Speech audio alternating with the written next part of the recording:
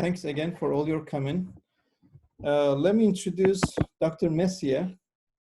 Dr. Messier is a professor emeritus in history at Middle Tennessee State University, where he taught Islamic history and historical archaeology from 1972 to 2004.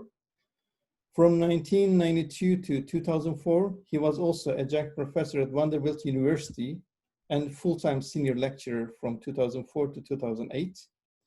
He received his MA and PhD degrees from the University of Michigan, runs teaching and research focused on Islam and the history and archaeology of the Middle East and the North Africa. From 1987 to 1998, he directed the excavation of an ancient city of Sigil Massa in Morocco, famous for its gold trade and its contact with Timbuktu. I hope these pronunciations are right. Ran published 2 books, The Almoravids and the Meanings of Jihad and the Jesus, and One Man, Two Faiths, a dialogue between Christians and Muslims. His book, Sigil Massa, The Last Civilized Place, co-authored with Dr. James Miller, was released by the University of Texas Press and in 2015. And I know Dr. Messier has another book. It's on the, probably it's gonna be publicized at the end of this week, this year. So maybe he may give some information about that book if you have time at the end. Dr. Messier, microphone is yours.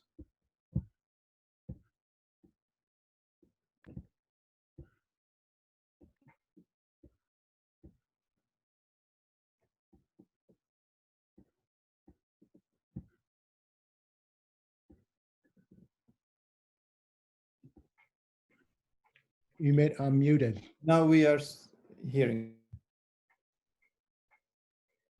Okay, I think I'm unmuted now. I hope I'm unmuted. Good evening, everyone. Thank you, Umit, for that introduction. It's really great to be able to be together, actually. I've given up using the term virtual meetings. Our meetings are actually quite real. They happen to be online, but they are real meetings, not virtual. Let me start my slides. No, before I do, let me just say that over the last 3 months, following the advice as much as possible to stay home as much as possible, I've certainly had an awful lot of time on my hands to think about what I've done over the last 35 years. And a question that came back to me over and over and over again is, has it been worth it? You know, I taught for most of those 35 years, but then I dug a lot of holes in the ground, mostly in Morocco, a lot of holes, like maybe 200 holes in the ground, each one of them 5 by 5 meters square. That's 15 feet by 15 feet square, an average of 10 feet deep. Has it been worth it? Wow, what is the value of having done that? So that's what I want to talk about tonight. I'm going to try and share screen here.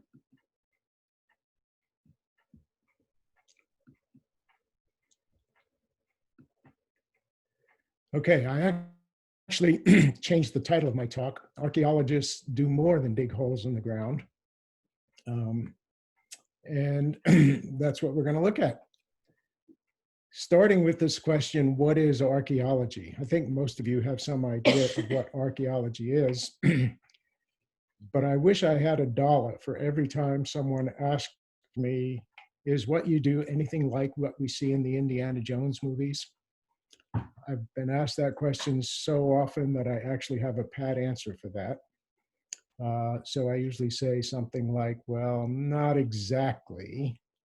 I mean, I don't carry a sidearm, and I've only had to use a bullwhip a few times.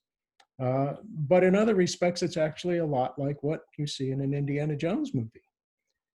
Remember, Indiana Jones, in addition to traveling all over the world, was a university professor.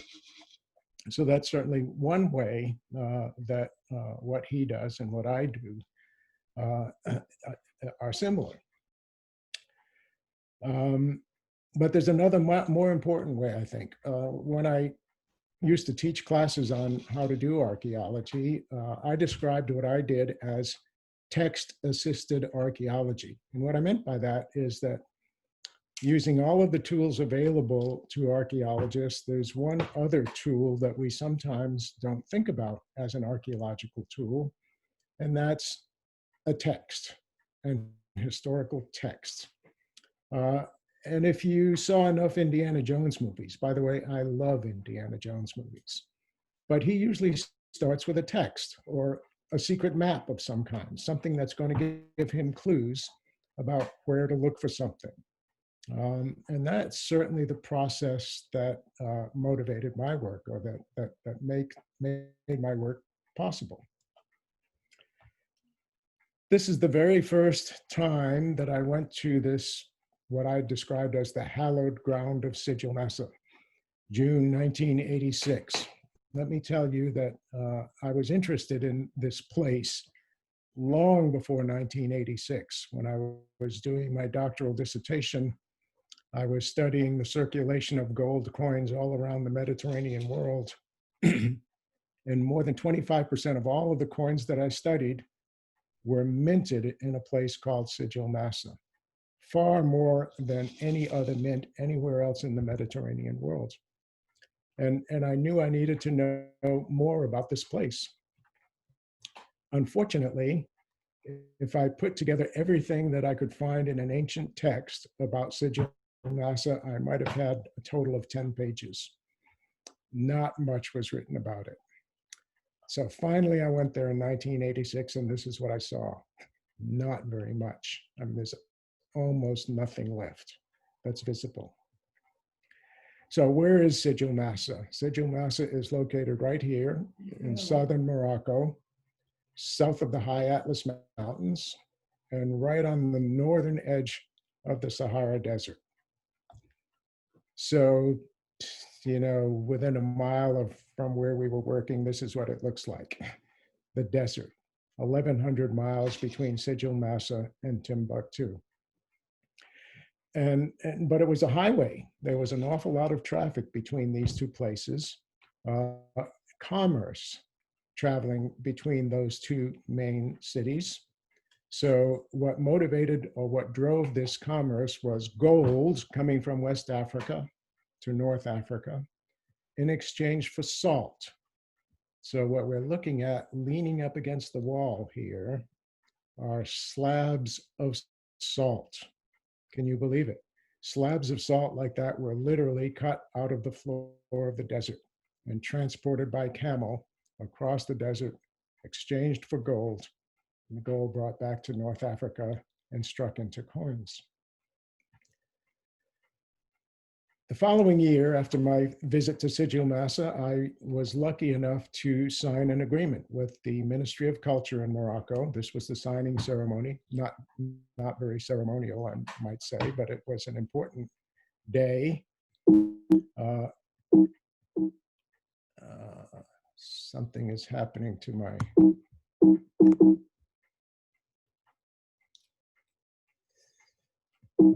It's not advancing.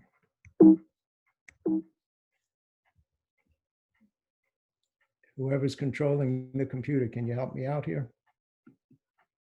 There we go. Okay, so this is the agreement that we signed between the Ministry of Culture and Middle Tennessee State University and the United States, really. I felt pretty privileged. It's the first and last time that my name ever represented the United States of America with a foreign country. Pretty amazing. This was amazing. I found this scrap of paper that I penciled in 1969 in a notebook back from 1969 when I was trying to piece together in my own mind how medieval cities functioned. And what I want to impress on you by looking at this sketch, or whatever you want to call it, is that the notion of how medieval cities worked was at best very vague and very fuzzy in my mind. I had a lot of work to do. We'll come back to that. This is my first archaeological team, 1988. By agreement with the Moroccan government, I agreed to take one Moroccan student for every American student, 1 for 1. We had a relatively small team in 1988. Our sign here is a thank you note to Nashville Blueprint. Nashville Blueprint was an architectural drafting company in Nashville. They no longer exist, but they lent us drafting equipment for the first 3 seasons when we were doing the mapping of the area. So we were really thankful for that help. We also started with aerial photographs. So this is an aerial photograph of the oasis where Sigil Massa is located. You can see empty space here and empty space here. At this spot here is Bab Fez, the Gate of the Wind. Right now it's a freestanding gate, but at one time it was part of a walled-in complex, so walls would have gone out on both sides. And this was the gate, the northern gate of the city of Sigil Massa. A lot of open space here, individual villas. This part was the important part. This is downtown Sigil Massa. Over here is modern Risani, which is a modern village. This is where we lived when we were working in Sigil Massa. Using the aerial photographs and satellite imagery, we were able to reconstruct the major wall systems underneath the ground.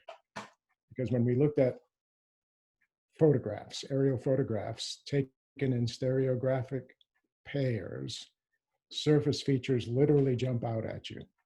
And we were able to draw these subsurface walls. And of course, we had to test that. We had to dig holes in the ground to see if there were really walls there. And almost in every case, almost in every single case, there was a wall where we thought there was a wall. The very first hole in the ground that we dug, this is a profile of that. So this is the top, this is the surface.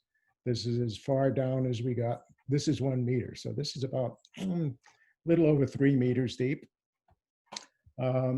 This line here, a double line, white and black, is the only portion of a floor that remains in place, or it was in place. Below that floor is a pit. It's very small. The writing is small, but you can probably read it, pit. Okay, this is a drawing of the bottom of the hole. This is the pit. This is a photograph of the bottom of the pit. And it was absolutely full of broken ceramics, broken pottery. But look at this one. Incidentally, archaeologists love to dig in a cesspit. Yes, a cesspit. It's amazing what people lose in the toilet. When we were able to get that pot out of the ground, this is what it looked like.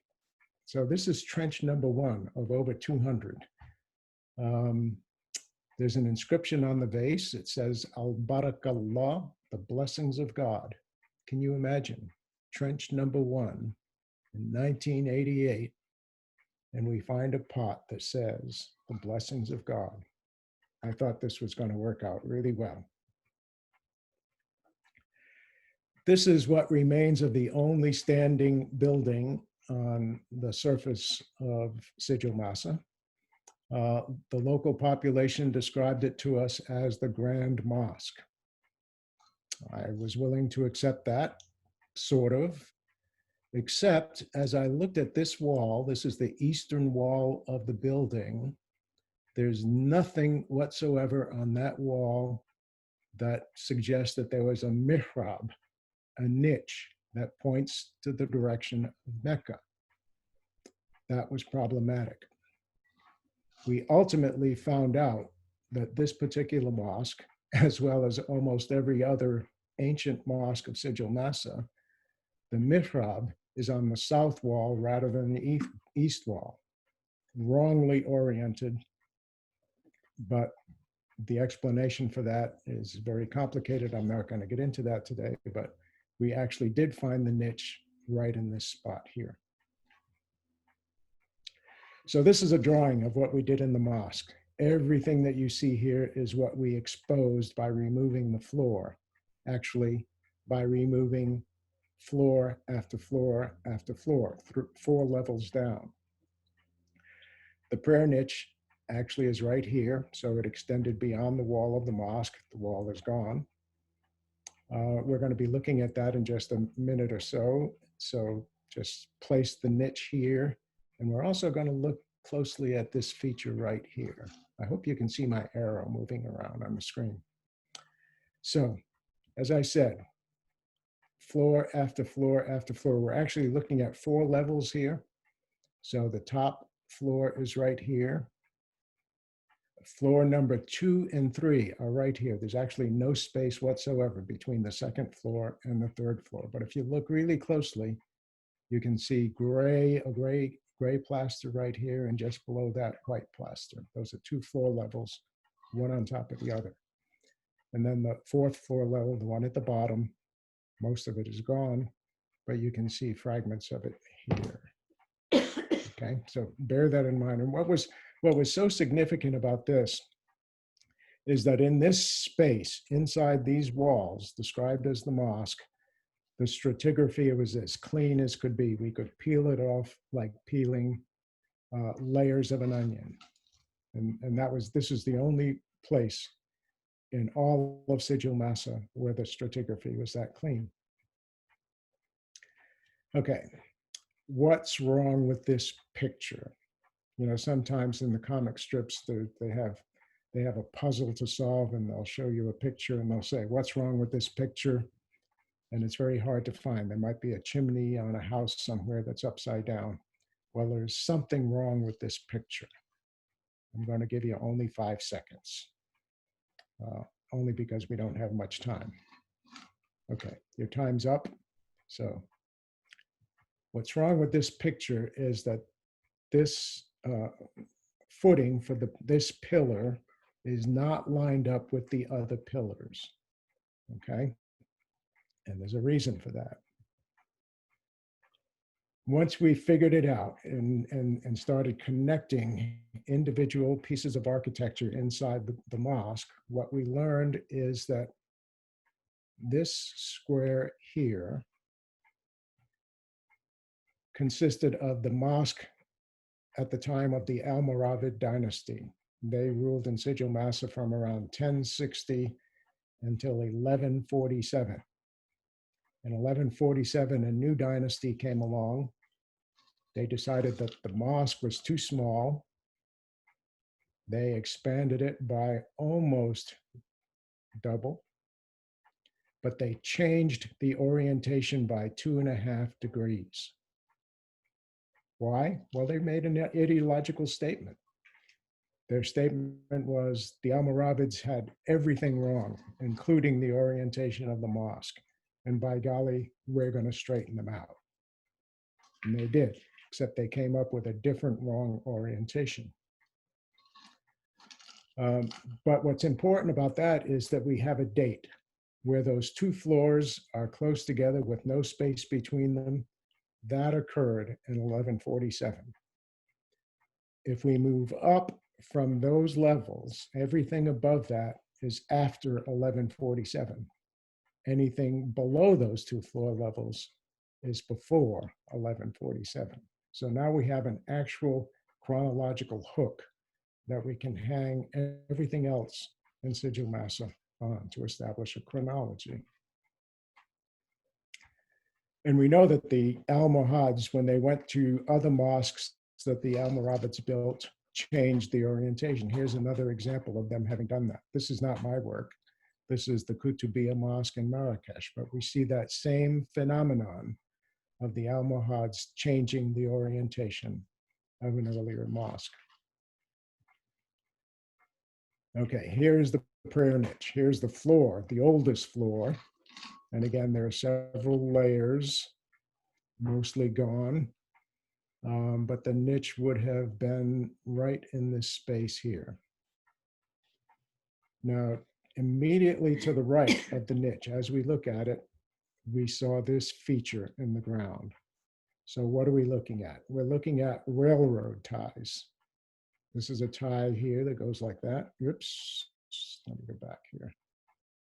And another tie here and another tie here. And then they were wooden rails nailed across these ties.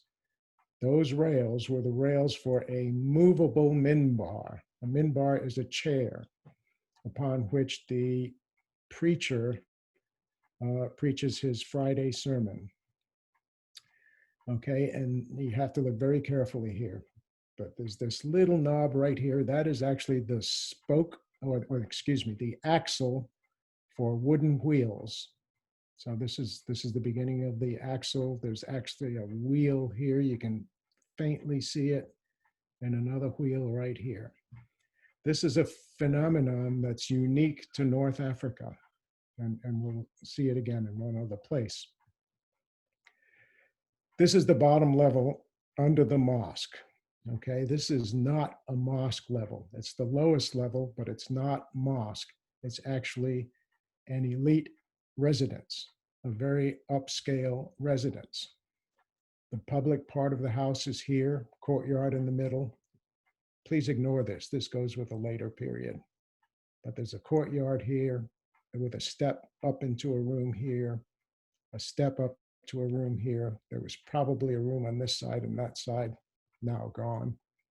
The kitchen for the house was back here, and then a number of other private rooms in the rest of the house. No architectural features here. That was probably the interior garden. This was really interesting, well, for a couple of reasons. Since it was in the most prominent spot in town, like underneath a later mosque, this probably was the Dar al-Imara, that is the government house, or the house of the government. People sometimes ask me, what was the most beautiful thing you found in Sigil Massa? The most beautiful thing was that vase that I showed you at the beginning, al-Barakallah. But this is the most important thing that we found. This is a fragment of wall plaster. And there are 3 words that are visible here. Well, part of 3 words. So this word here is wusaha, this word kasabat, this word aleha. And those are the last words of 3 lines in the Quran, chapter 2, toward the end of the chapter. Yeah, now when we cleaned it up and really looked at it very carefully, we could read our drawing much better than we could read the original. But the entire verse that this reflects, it's so interesting. Let's look at it in an English translation. On no soul doth God place a burden greater than it can bear. Sounds like good advice in a time of crisis. It gets every good that it earns and suffers every ill that it earns. Quran chapter 2, verse 286. Okay, so the mosque is right here in the map of the city. We're now going to look at this area right here, which I'm describing to you as the Sigil Massa Market. When we lived there from 1988 until 1998, they had 3 market days a week, Sunday, Tuesday, and Thursday. I have no idea how many market days there were in medieval times, but this is where they would have taken place. How do we know? Because inside this square, there was absolutely not a single trace of architectural features. Why? Well, because that's what a market is. A market is a place where merchants come periodically, once a week, twice a week, and they set up temporary stalls, sometimes under a canvas or with thick poles holding up a canvas. But the only explanation for having that large of a space with nothing in it is a weekly market. This is a massive wall. Okay, so it's actually not a medieval wall. It's a probably late 18th or early 19th century wall. It's what remains of the last phase of the citadel. So let's look at this map. This is a contour map. Many of you probably know how contour maps work.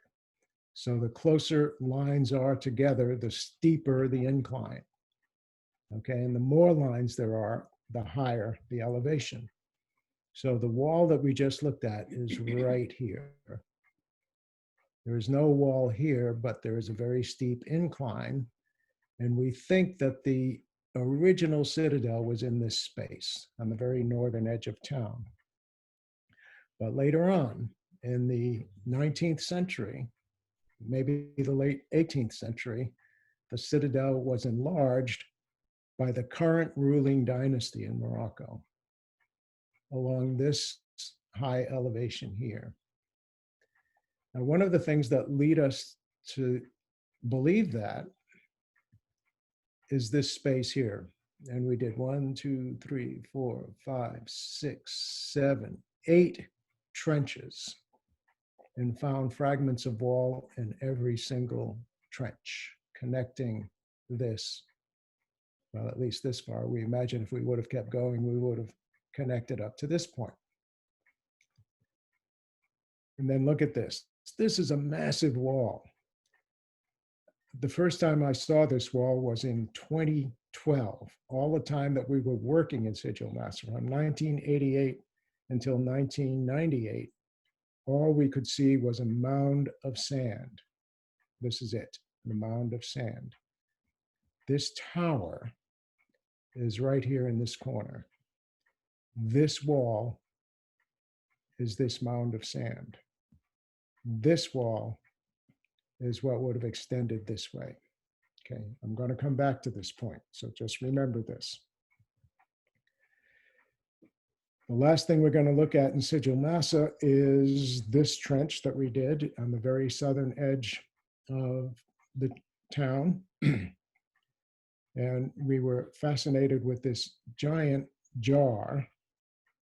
I should tell you that there was a floor that we removed right at this level, just over the top of the jar. In fact, we couldn't see the jar because it was covered by a floor. And there was a space all around the jar, an empty space. We didn't create this space. It was empty when we dug around it. You can see that a little bit here, empty space. What this is, believe it or not, is a medieval refrigerator. So the way it worked, okay, so the clay jar is porous. Whatever one wants to keep cool is placed in the jar.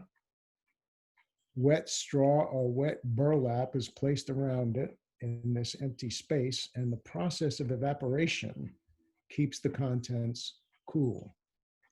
Our senior laborer, a local man by the name of Bel-Aid Barbarak, 72 years old when he started working for us, told us that his grandfather kept butter cold in the desert.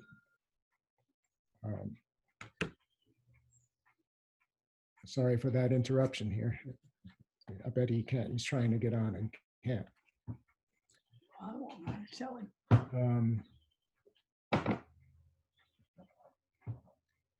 All right, we're going to move to a different site. So the Almoravids, right? One of the first book that I wrote was about this dynasty. They landed in Sigil Massa and then almost immediately went to Agmat. They stormed across the northern edge of the desert and conquered the city of Agmat. What brought us to Agmat was the hammam. The hammam is a bath, a public bath, based on the organization of a Roman bath. And this is what it looked like when we arrived. We could see virtually nothing. We could just see the tops of 3 vaulted ceilings. Okay, now a little bit later, I'll tell you what brought us there. But this is the exterior.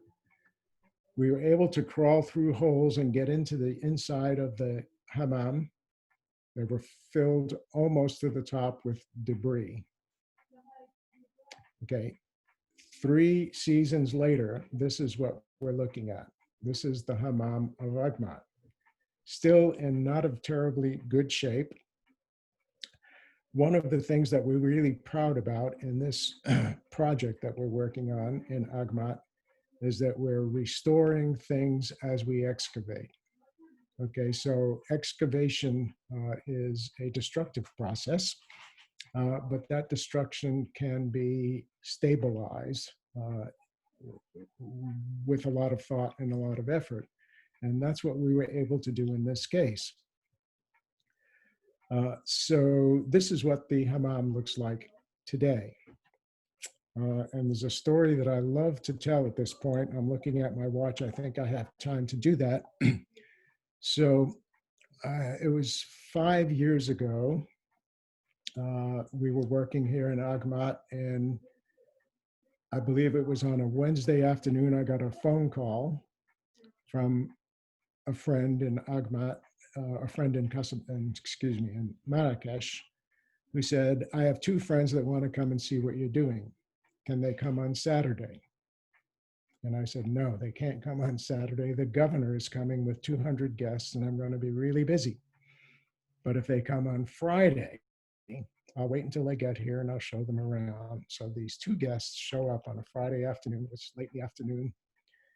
Dr. Eric Taverny and his wife, they're a French retired physician.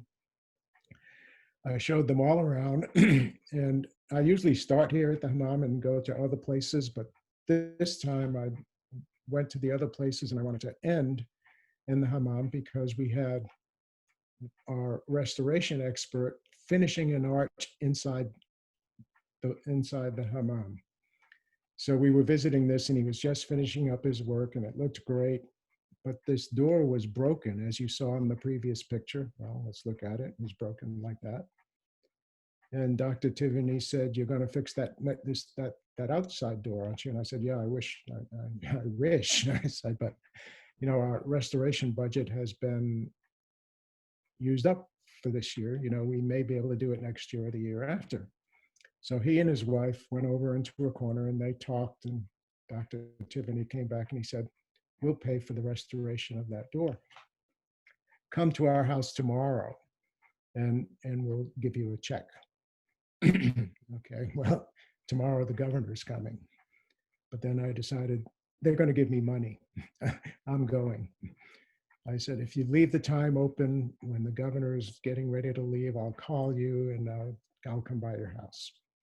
So we get to the house, and it's only then that we learned that Mrs. Eric Taverny is Paloma Picasso, the daughter of Pablo Picasso.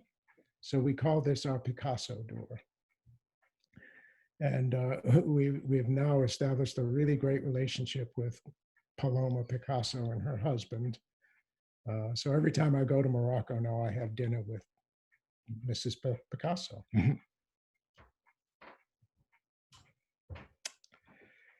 We did some remote sensing in Agmat. This is a graduate student from the University of Arkansas, Aaron Fogel, and he's doing 2 different things here. He's doing ground penetrating radar, and he's doing magnetometry. And both of these systems measure in different ways things that are below the ground. And there was this sort of standing joke going on between the ambassador and myself. I would say, Ambassador Vreeland, you know that Ron Messier, retired professor at Middle Tennessee State University. Did you get that part about retired? And he would say, you can't retire until you find the mosque. Well, okay. So here's the hammam, the square here. This is a road that runs alongside the hammam. People were walking by this road all the time. And one day, no, more than one day, several times, people would stop and talk to us, and they would say, you know, if you're looking for the mosque, you're looking on the wrong side of the road, because everybody knows that the mosque was on this side of the road. And one day, this really old man who was an imam, and his father was imam before that, he said, you know, they're all right. This green dot here, that represents a palm tree. He said, just on the other side of that palm tree is where the original mosque is, underground. So at midnight one night, Aaron came into my room and he said, Ron, you could retire tomorrow. Look at my report here. Look at this rectangle. Okay. This is evidence of a large rectangle underneath the ground, oriented the way mosques are supposed to be oriented. Wow. Okay. Several seasons later, this is what we have.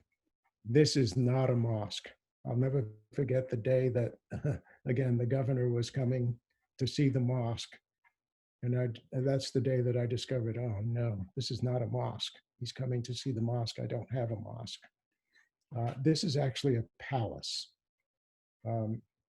This is a modern palace, but look at the features here. There's a reflecting pool in the middle with a garden on each side.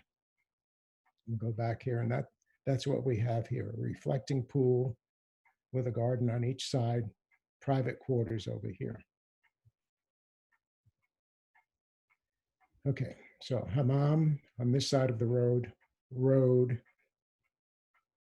palace. Of course, we've excavated a lot more of it since this drawing was done. But there was still this question about the mosque. And there were no lines underground. There was nothing that looked like anything solid under the ground, just dots everywhere. So I said, there's only one explanation for that. The walls are gone. What's left are parts of the pillars. Now we know that in a mosque, pillars cannot be more than 4 meters apart. They have to be 4 meters or less to hold up a roof. So I figured if I dig a trench 5 meters long, chances are I'll find at least one pillar. So we dug this trench. In fact, this is my Moroccan counterpart, Abdallah Fili. Notice he's laughing. I mean, we worked like two comics when we try to decide where to start somewhere. Here we are in an open field, and we're trying to find a mosque under the ground. And so I would put a stake in the ground and start banging it in, and he would pull it out and put it somewhere else. And we kept going around in a circle. And we dug this one trench and found not one pillar, but two. Wow, that was great. And we went a little bit further and we found a third one. And then we went in this direction and found a fourth one.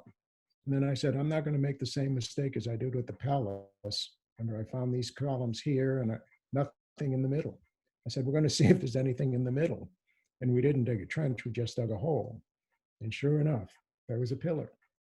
So I was pretty confident that we had a room with a lot of pillars. But then this is what we also noticed. The distance between this pillar and this pillar is less than the distance between this pillar and this pillar. Explanation. The central aisle of a mosque is always wider, or almost always wider than all of the other aisles. So this had to be the central aisle. And Mecca is in this direction. So we figured if we dig in this direction, we'll find the prayer niche. Sure enough, there it was. Now, in that trench where the mihrab was located were fragments of plaster, broken fragments of plaster.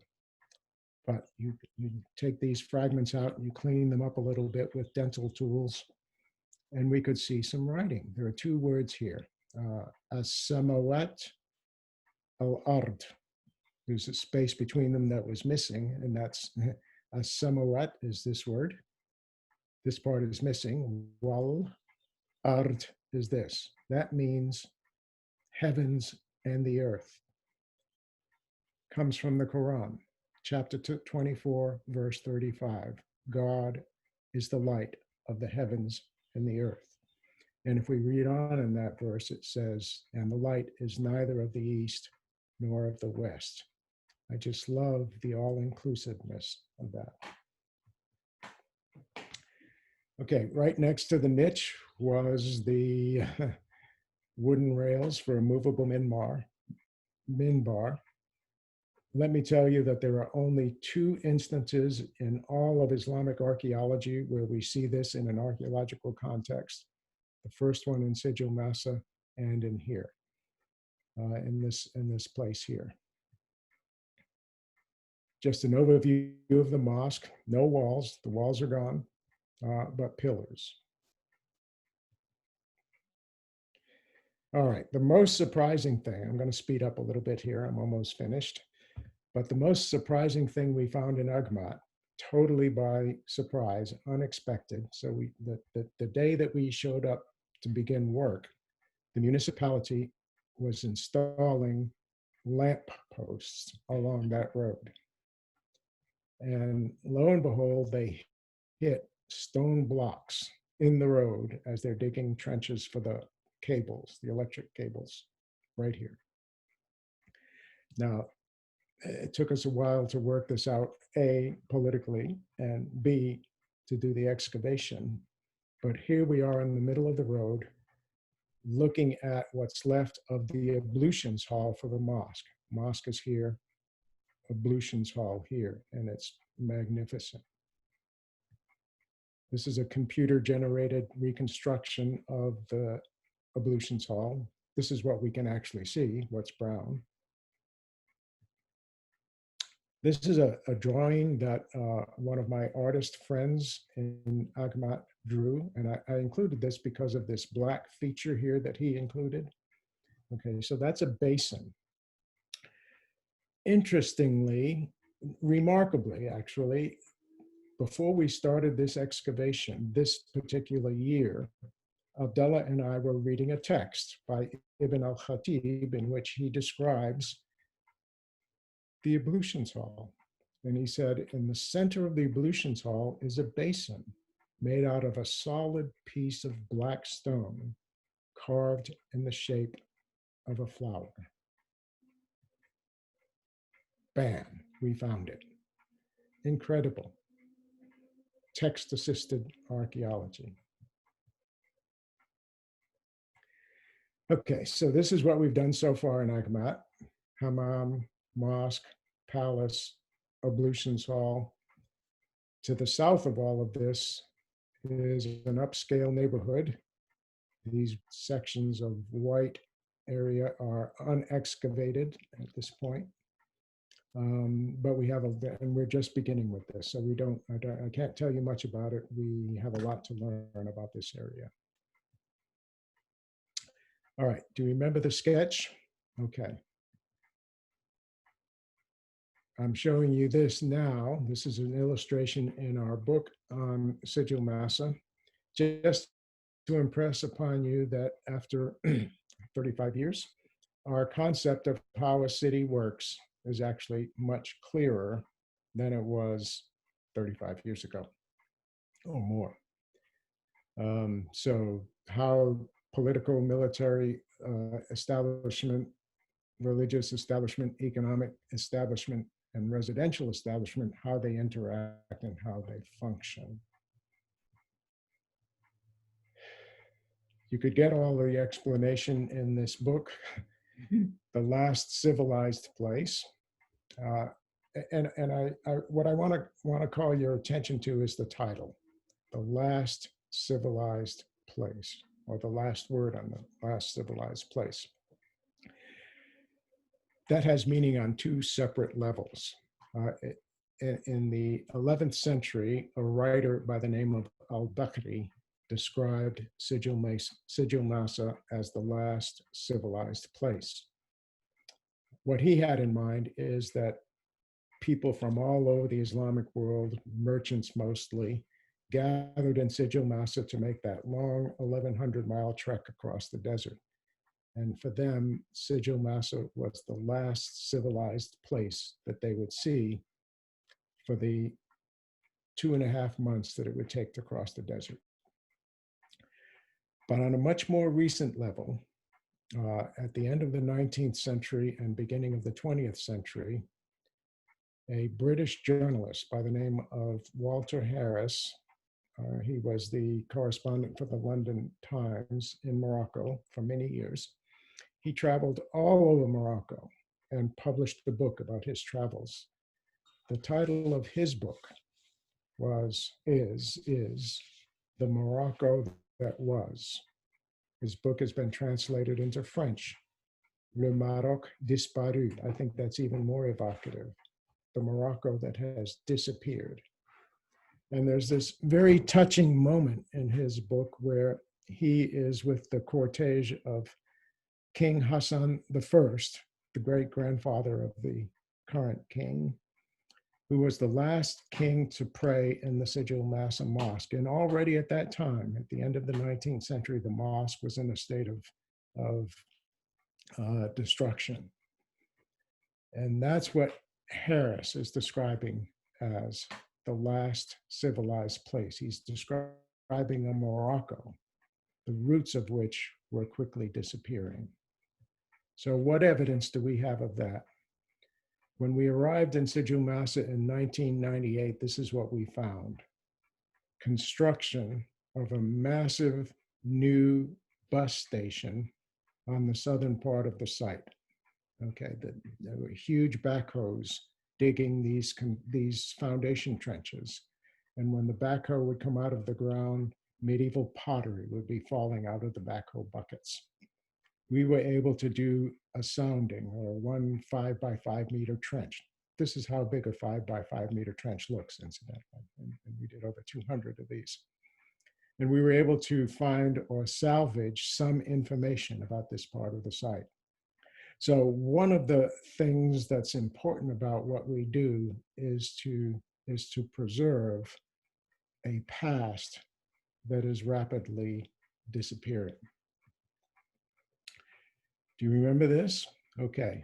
Why did we not see these walls? Because they were covered in desert sand. Believe it or not, they were covered in desert sand.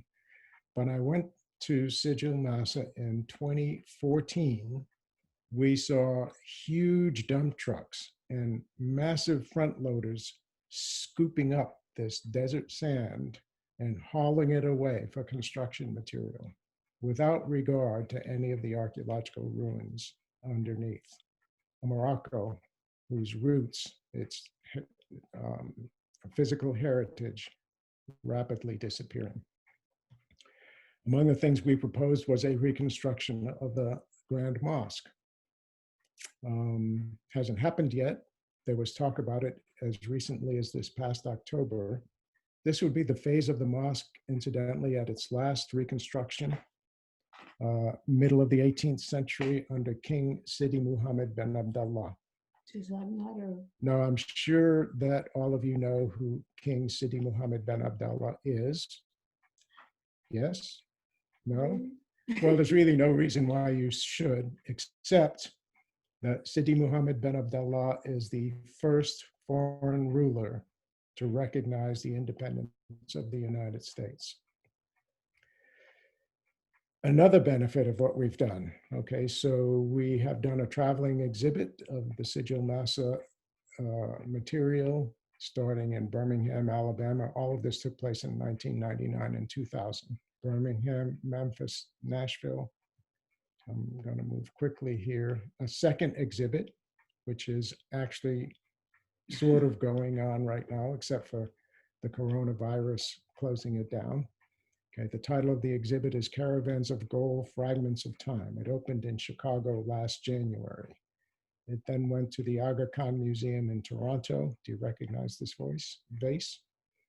And then Fragments in Time. These are fragments, just a lot of fragments, beads, pieces of glass, pottery from the Sigil Massa excavation. And the whole point of the exhibit is that by looking at fragments, we can imagine the past. We put a lot of emphasis on that term, imagine. And then finally, yet another exhibit about Agmat, which almost opened in March, this past March. It's up It was set up in the second week of March and then closed immediately because of the coronavirus. This exhibit should be mounted at least until the end of December. I canceled my trip for the opening in March. So this is Clearly. in Morocco. So I'm hoping, yeah, this is at the National Bank of Morocco, this exhibit. And finally, one of the things we did at Argmat was to put up signs. We put up a sign in front of each of the monuments that we excavated, explaining the history and the archaeology of the monument. But very few things have warmed my heart as much as seeing these little kids stopping to look at the sign and looking at their cultural heritage that is rapidly disappearing, but thanks to the work that we can do, is disappearing much more slowly. Now, archaeological work is not done by one person or two people. There are a lot of people involved. So these are people very dear to my heart. This is my archaeological team pretty much for the last 3 or 4 years. Many of them go back even much further than that. But it's a pretty close knit of people. Most of them are Moroccan. 4 of the people here are French, 1 other American. The rest are Moroccans. A big thanks to Ambassador Tom Riley. Thomas Riley was ambassador during the George W. Bush years, and he helped us out tremendously, giving us a good bit of money from the Ambassador's Fund for Cultural Preservation. One of the things that I'm really proud of is that Ambassador Riley described our project as one of the best examples of Moroccan-American intercultural cooperation. That's why I put a lot of money into it. So this is a broader group of people, all of whom have had a connection one way or another to the work that we have done. People from many different backgrounds. Most of my workers are here in the middle. This is Ambassador Vreeland and his wife, Vanessa, who actually initiated the Argmat project and financed the first season out of their own personal funds. I had the privilege of living in their house for the first 7 seasons of the work. These folks along the bottom are all politicians that we've had to work with. This is the man we bought the field from, where the palace and the mosque are located. Ambassador Riley here, you probably recognize this person. This is Emily sitting right next to me again. And this is my associate, one of my students back in 1993, Moroccan. This is the one of the oldest documents in our national archives. It's the Moroccan-American Friendship Treaty, signed in 1202 in the Moroccan calendar, 1786 in our calendar. And again, what I am really proud of is the relationship that we've had between the United States and Morocco. And believe me, I think we need all the friends we can get.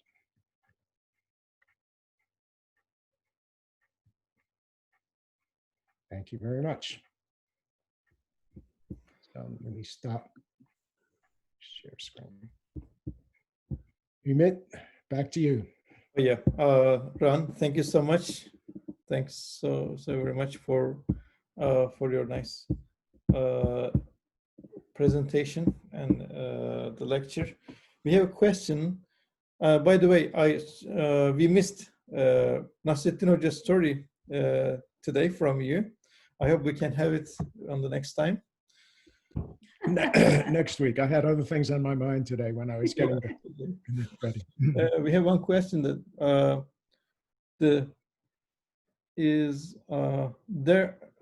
are there lots of Sigil mazas out there waiting to be uncovered, or is this a very rare or unique find? Like most questions, the answer is yes and no. So, I mean, even in that area where Sigil Mosque is located, the oasis is actually quite large. And there's no question that Sigil Mosque is the most important settlement in that oasis. But there are traces of smaller settlements all over the oasis. And even though we dug a lot of holes in the ground, you know, we might have dug 2% of what's available in Sigil Mosque. So there's a lot more space to be dug. Now, what is unusual is to find huge sections of a medieval city where there is not a modern city built on top of it. Most medieval cities are covered by new cities. Yes. So there are only, yeah, I mean, Emily is sitting next to me and saying like Fez. Fez is a medieval city, but you can't really dig there because people live there. And so Sigil Mosque and Agmat have become laboratories to study how a medieval city was and how it functioned, because for a variety of reasons, people moved away to one side or another. Now, in the case of Sigil Mosque, the new town is about a quarter of a mile away, not very far away. But that leaves the medieval city open for our investigation. And the same with Agmat, except that the new city is much closer. I mean, there's no separation between the new city and the old city, except in space. I mean, there's nothing on top of medieval Agmat. Well, that's not true. That's not exactly true. I think if we dug anywhere in modern Agmat, we would find traces of the medieval city, but there's a huge segment of it. Central medieval Agmat is open for our investigation. And there's an explanation for that too. So if you'll permit me, the hammam, where the hammam was located, we know that that function, in fact, I'm sitting in it right now. Okay, so this space was used as a hammam until the end of the 14th century. But then it was taken over by potters, people making ceramics. Pottery is a dirty trade and is usually not in the middle of a city. So after the 14th century, the middle of the city had moved, and this is now the periphery, the edge of town. And then the potters were there until probably the beginning of the 19th century, when this became farmland, even further out from town. So the center of town is moving gradually closer to the mountains.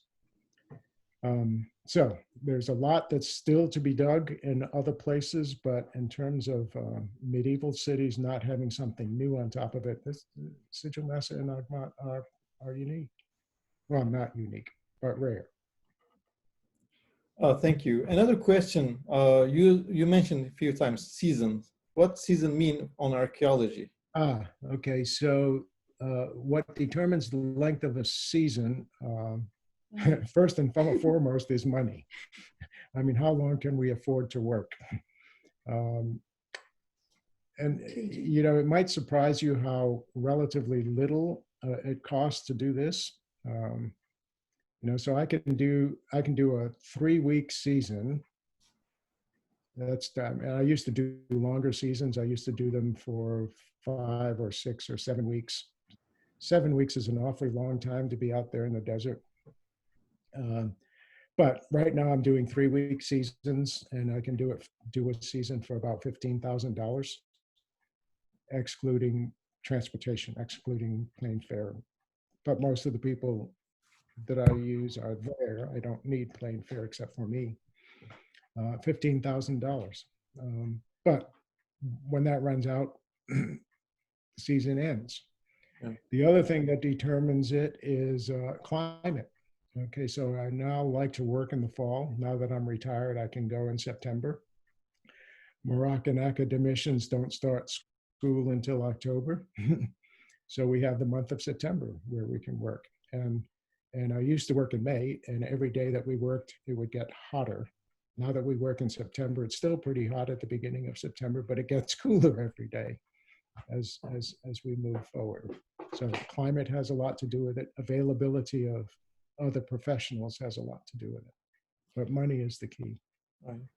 One short question, are these projects still continuing? How long does it take for you to come that level? How many years? Oh gosh, well, okay, so Sigil Master, we started digging in 1988 and dug through 1998, so 10 years. The Agmat project, we started digging in 2005, and that's ongoing. The nature of the Agmat excavation is very different than Sigil Masa for two reasons. Sigil Masa is a city that was made out of mud, out of adobe and dirt, basically. And when you're digging for dirt buildings buried by dirt, it's really very difficult, and there's not much left. And so we dug isolated holes here and there, trying to find and then trying to connect the dots. Agmat is very different because, as you can see, the building that I'm in, the buildings in Agmat are made out of stone and fired brick. And so when you hit a wall, you know that you hit a wall. So now we're doing large area excavations, not isolated holes, but continuous 5 by 5 meter holes without any space between them. We usually go 5 by 5 meters at a time, mainly so we can control stratigraphy. It's important for us to be able to study the layers. And to study the layers, you have to look at the side of a trench after it's dug. So we do a 5 by 5 meter trench, draw the sides, study them, and then move another 5 meters.